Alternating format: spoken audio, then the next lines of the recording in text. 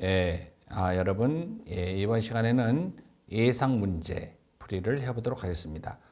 예상 문제는 말 그대로 예상 문제잖아요. 그래서 이런 형태로 출제될 수 있다. 그런 얘기니까. 자, 지금까지 공부한 내용을 바탕으로 한번 문제 풀이를 해보도록 하겠습니다. 다음 중 한국 재무보고 기준 KIFRS에 대해서 설명으로 올바른 것 그랬어요. 한국이 채택한 국제회계 기준이 한국이 채택한 IFRS 국제회계 기준을 말하는 거죠. 설명으로 옳은 것 그랬습니다.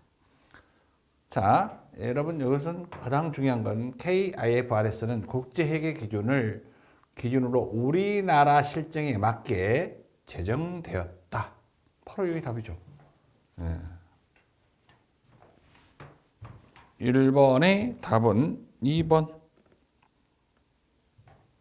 다음 2번 봅니다.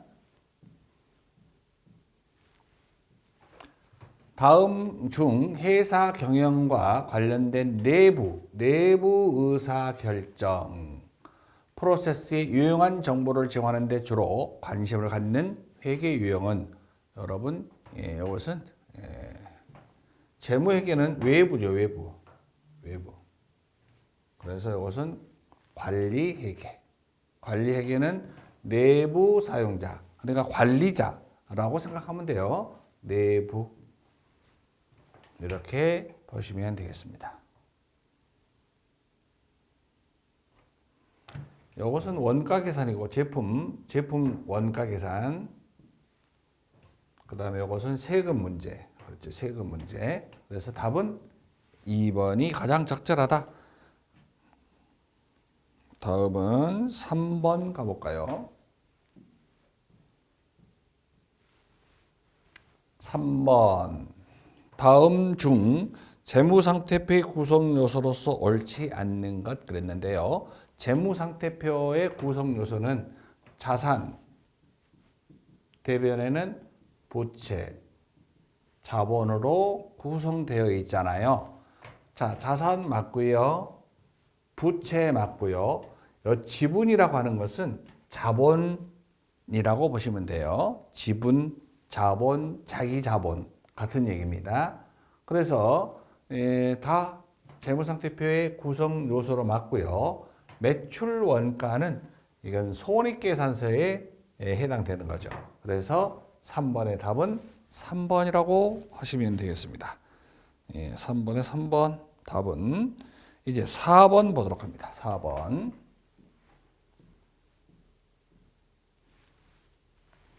손익계산서 특성으로 옳은 것은 특정 기간 동안에 일정 기간 동안 단기 순이익, 수익과 비용을 나타내는 거. 일정 기간 동안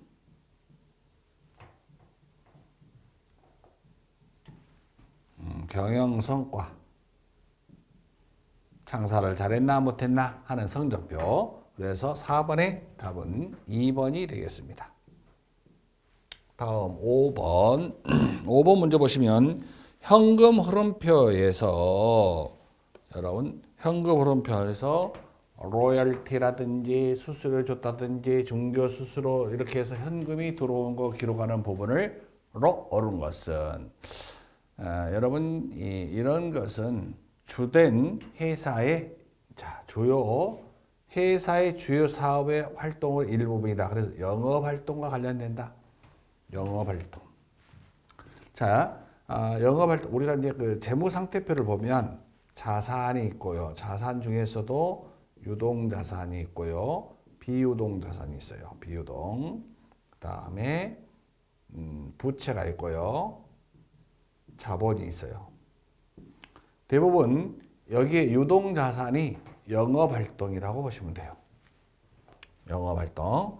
그 다음에 이제 비유동이 바로 투자활동이다. 그 다음에 자금을 조달하는 거 이것이 재무활동이다. 이렇게 보시면 돼요. 그래서 현금 흐름표에는 세 가지 활동이 있다. 영업활동, 투자활동, 재무활동 세 가지 활동이 있다. 이렇게 보시고 자, 여기에서는 우리가 주된 영업 활동을 하면서 수수료나 중개수수료, 로열티 이런 것들이로 인해서 현금이 들어온 것은 주된 영업 활동과 관련된다라고 보시면 되겠습니다. 다음은 6번. 다음 중 회사가 유형 자산이나 주식을 매각할 때, 그러니까 좀 전에 이야기했던 투자 활동이죠. 이게 바로 무슨 활동이라고? 투자 활동. 투자. 유형 자산이나 주식을 매각했다. 그래서 이것은 투자와 관련된 것이다. 그래서 투자 활동. 영업 활동, 투자 활동, 재무 활동이 있는데 그 중에 다 같이 무슨 활동? 투자 활동. 다음 7번 문제. 다음 중 재무 활동으로 인한 현금 흐름에 따라 현금 유출이 발생하는 활동. 여러분 무슨 활동? 재무 활동. 재무 활동. 재무 활동을 찾으라는 거래요. 재무 활동이라고 하는 것은 여러분 은행에서 대출 상환했다. 자, 재무 활동은 뭐가 있어요? 자, 부채하고 뭐가 있어요? 자본. 이게 바로 자금을 조달하는 것. 그러니까 은행에서 대출 받고 상환하고 이런 건 전부 다 재무 활동이다 이런 얘기지. 주식을 발행하고 이런 것들도 전부가 다 자금을 조달하는 방법으로서 뭐다? 재무 활동에 속한다. 그래서 7번의 답은 몇 번이다? 3번이다. 그 다음에 8번 가도 되겠습니까? 자, 8번. 현금 흐름표를 이용한 기업의 재무 건전성 평가 방법으로 옳은 것은 현금 흐름표. 현금 흐름표는 일정 기간 동안 현금이 들어오고 나가는 걸 기록하는 게 현금 흐름표라 그랬어요. 그래서 이번에 일정 기간 동안 회사에 들어오고 나가는 현금을 기록하는 게 현금 흐름표다. 그래서 8번의 답은 2번이 되겠습니다. 다음은 9번 문제. 다음 중에서 재고를 제외한다. 재고 자산을 제외한. 그러면 유동적인 자산으로서 단기 부채를 충족할 수 있는 회사의 능력을 측정하는 재무 비율은 바로 당좌 비율이래요. 왜 그래요? 자, 여러분 유동에는 당좌 자산과 재고 자산으로 구분하는데 재고를 제외하고 그랬으니 유동 중에서 당좌 자산인 당좌 비율을 이야기한 것이다. 이렇게 보시면 되겠습니다. 다음은 지금 9번까지 했나요? 9번. 이제 10번 가볼까요? 10번. 다음 중 회사의 재무 건전성과 관련하여 부채 비율이 50%. 부채 비율이 50%란 얘기는 부채가 차지한 비율이 이렇게 50%를 초과한다. 이런 얘기는 부채 비율이 50%를 초과한다. 이런 얘기예요. 그러니까 회사의 자본보다 부채가 더 많다는 것을 의미한다. 회사의 자본보다 부채가 더 많다. 그래서 부채가 많으니까 여러분 재무 위험이 증가한다. 그래서 투자자와 채권자에게 우려가 될 수도 있다. 그러므로 이번에 회사는 자기 자본보다, 여기서 말하는 자기 자본은 자본을 말하는 거고, 부채가 더 많아서 무슨 위험? 재무 위험, 부채가 많은 위험이 증가할 수 있다. 당연히 증가할 수 있다라는 얘기입니다. 다음은 11번 가봅니다. 다음 중 수익에서 모든 비용을 공제한 후 이익이 남은 비율로 측정한 것은, 여기서는 여기서 이제 수익이라 그러면 여러분 매출에서 매출원가인 비용을 빼면이라고 생각하자. 그러면 여러분 이익이 나온다. 그래서 이때 이익은 무슨 이익이냐? 바로 여러분 매출과 관련된 순이익률이다. 그래서 매출 순이익률, 수익에서 비용을 공제한 후, 그래서 순이익률. 매출 순이익률은 수익에서 세금, 이자 모든 비용을 공제한 후 수익으로 남는 비율을 측정한다. 순이익률이 높을수록 매출을 실제 이익으로 전환하는 효율성이 높아진다는 의미이다.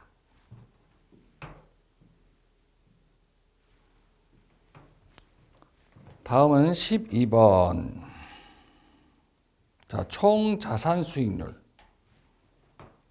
총자산 수익률이 높을수록, 총자산의 수익률이 높을수록 회사의 재무 건전성 상황을 위한 조치로 옳은 것은 총자산 수익률. 자, 회사는 이익 창출을, 수익 창출을 위해서, 자, 여기서는 자산 동그라미, 그래서 자산을 관리하는 것이 더 중요하다.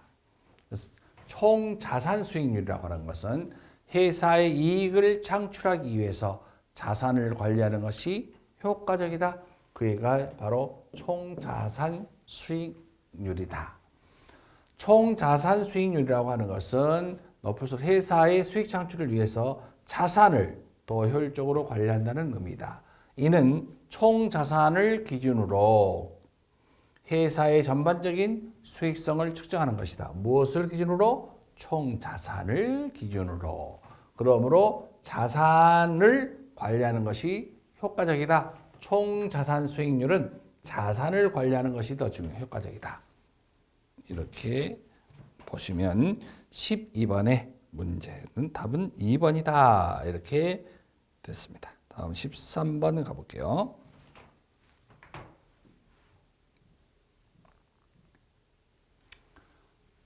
자, 특정 기간 동안 회사의 재고가 판매 및 교체되는 횟수를 측정하는 활동 비율은 재고 회전율, 재고가 들어가야죠.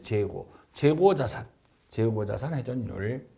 그래서 재고 회전율은 특정 기간 동안 회사의 재고가 몇 번 판매되고 교체되는 일을 평가하여 재고 관리의 효율성을 측정한다.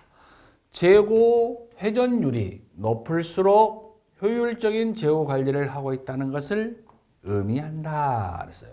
자, 여기서는 재고가 판매된 횟수를 측정하는 건 다 재고 회전율. 재고 회전율이 높으면 높을수록 회전율이 높다는 것은 매출이 잘 이루어지고 있다. 재고 자산이 상품이나 제품이 제대로 판매가 잘 이루어지고 있고 회전이 잘 되고 있다. 그래서 좋은 거다라고 이해하시면 되겠어요. 다음 14번.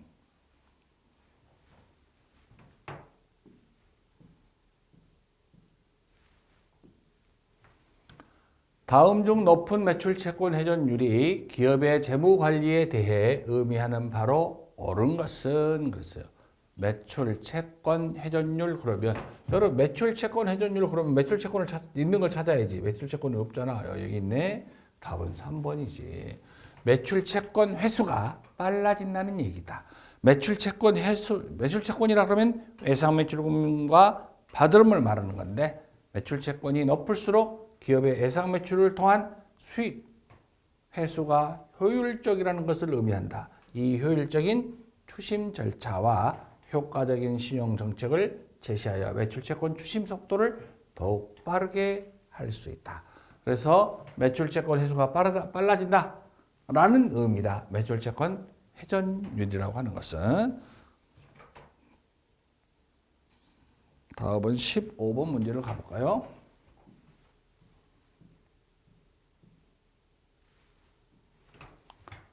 다음 중 특정 기간 동안에 회사의 총자산이 증가하는 비율을 측정하는 성장률로 옳은 것은 총자산. 그래서 총자산이 증가하는 거. 그러면 총자산 증가율. 답은 문제에서 찰 수가 있습니다. 총자산 증가율은 특정 기간 동안 회사의 총자산이 증가하는 비율을 평가한다. 총자산 증가율이 높다는 것은 회사의 자산 기반이 확대되고 있다는 의미이고, 매출 증가와 영업 성장 가능성이 높다는 것을 의미한다.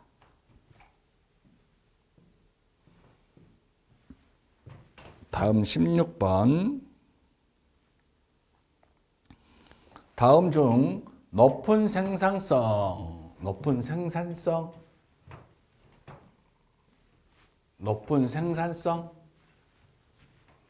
비율이 회사의 운영 효율성에 대해 의미하는 바로 옳은 것은, 자, 여러분, 노동 생산성 비율이 높다는 것은 각 직원이 회사의 성과에 더 많이 기여했다는 의미다. 노동 생산성, 직원들이 회사의 성과에 더 많이 기여했다는 것을 의미한다. 이는 운영 효율성이 향상되고 효과적인 인력 성과가 있음을 나타낸다. 이 비율은 다양한 기간 동안 또는 업계 벤치마크와 비교하여 인력의 성과를 평가하는 데 도움을 준다. 그러니까 노동 생산성이라고 하는 것은 각 직원들이 회사에 기여를 많이 했다. 그래서 회사의 성과에 더 많은 기여를 하고 있다. 노동 생산성. 그래서 16번의 답은 2번이 되겠습니다. 자, 다음은 17번 볼까요?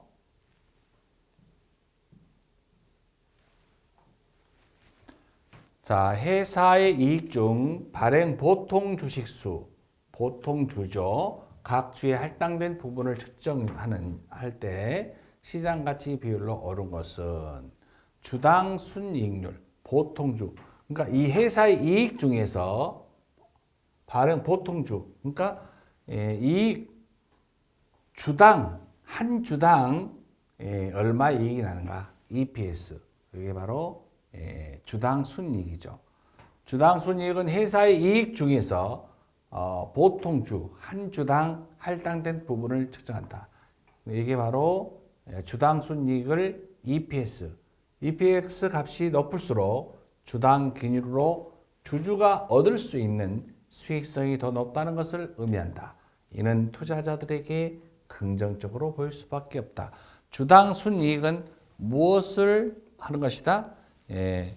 주당 순이익을 우리가 그 전체 보통주 주식으로 나눠주는 것이다.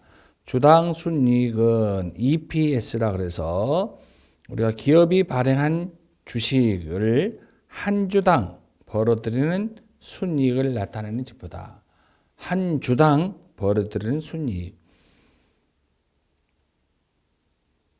투자자들이 주식의 가치를 판단할 때 이제 자주 사용하는 것이 바로 EPS. EPS는 주당 순이익. 영어로는 earning per share. 그래서 EPS 주당 순이익. earning per share. EPS 굳이 영어를 쓸 필요 없고 그냥 EPS 정도만 이해하면 되겠습니다. 주당 순이익. 주당 순이익. 그 다음에 18번 가볼까요? 18번.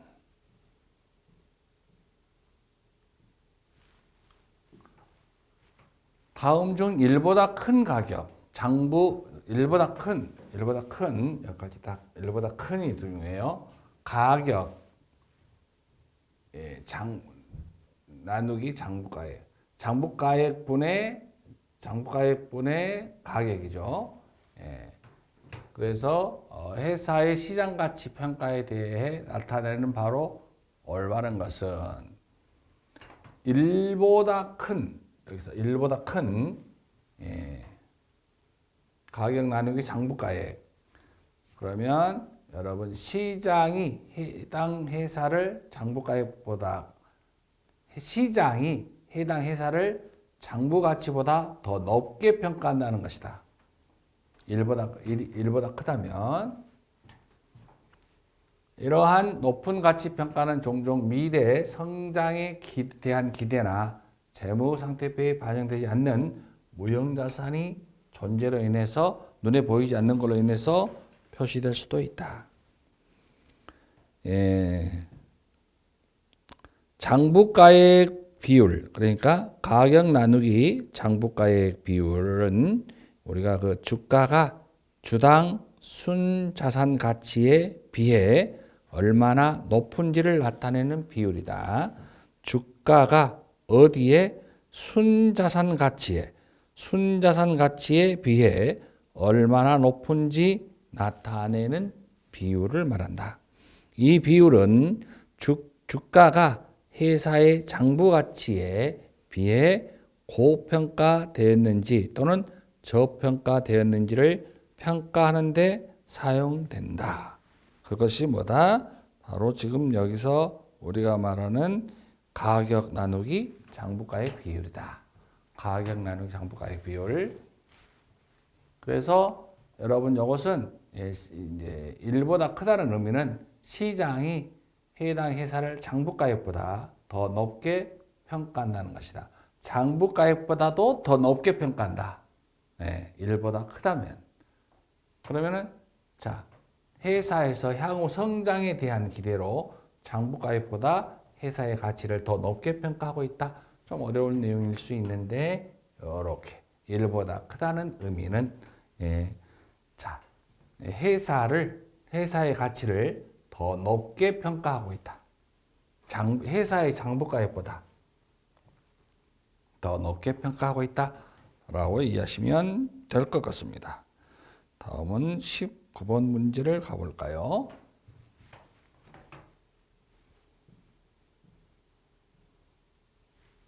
19번 문제는 제조 공정은 시작했지만 아직 완료되지 않는 상품이 포함된 재고 요령으로 옳은 것은, 자, 여러분 지금 현재 자, 공정을 시작했다 그러면 제공이죠. 공정에 있다. 제공. 그러면 공정에 있으면 여러분 완료되지 않는 상품, 완료되지 않았다는 얘기는 자, 공정에 있다. 제공품과 반제품이라고 할 수 있어요. 반제품. 자, 이게 이제 제공품이라고 하는 것은 작업 중이라고 표현하고요. 같은 얘기죠. 그래서 작업 중이거나 판매가 가능한 반제품이다. 그래서 답은 4번이 되겠습니다. 다음은 20번 문제 한번 볼까요? 20번 보시면 가장 최근에 구매한 재고 품목이 먼저 판매된다고 가정하는 재고 원가 계산 방법으로 옳은 것은, 최근에 구입한 것을 먼저 판매한다? 그러니까 나중에 구입한 것을 먼저 판매한다. 그게 바로 후입 선출법. 그래서 last in first out. 그래서 last in first out 후입 선출법은 가장 최근에 구매한 재고 품목이 먼저 판매된다고 가정한다. 이 방법은 가장 최근에 구매 원가를 매출 원가에 할당하고 가장 이른 구매 원가를 기말 최고에 유지한다. 이는 세금 목적상 인플레이션 기간 동안 유리하지만 IFRS가 뭐였죠? 국제회계 기준에서는 여기에 허용하지 않는 방법이에요. 이 정도로 보시고 21번부터는 잠시 쉬었다가 하도록 하겠습니다. 여러분 수고했습니다.